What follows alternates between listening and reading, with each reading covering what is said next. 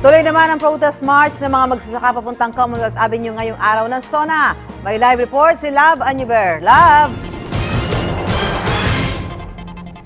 Saan sa mga oras na ito, makikita natin ngayon itong isa sa mga, kumbaga, talagang kakaibang makikita dito sa marchang ito ay yung tinatawag nilang grupo ng mga Carnaval Balan, Noynoy's Carnaval Balan, kung saan makikita mo sana itong mga characters nila sa Carnaval. Kung nanonood tayo, pupunta tayo ng Carnaval, may nakikita tayo, may mga nakasulat dito sa kanilang mga characters na nandito. May DOJ, Senado, Kongreso, at habang ginagawa po nila ito, ay nandito naman daw po sa likuran yung kumbaga pagkokontrol. Ito, may makikita tayo mga karakter na may American flag na suot-suot.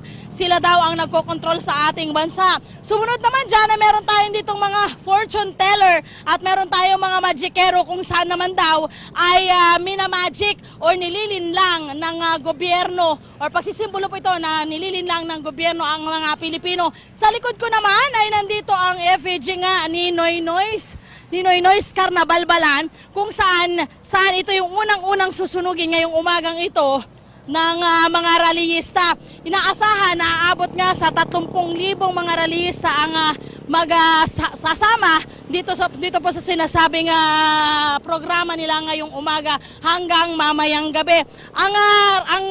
Ang lakad na ito sana ay nagsimula sa DAR office.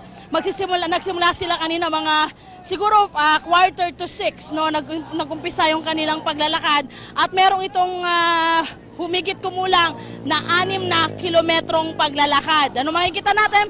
Payapa naman po silang naglalakad dito habang paminsan-minsan ay sumisigaw ng iba't iba nilang protesta laban nga dito sa gobyernong ito at marami silang mga gustong kumbaga marinig si Pangulong Noynoy na inaasahan nila na sana'y magkaroon ng kumbaga katotohanang kung pagbabalita, ang hinihingi niya kay Pangulong Noynoy magbigay siya ng makatotohanan ng pagbabalita sa bayan.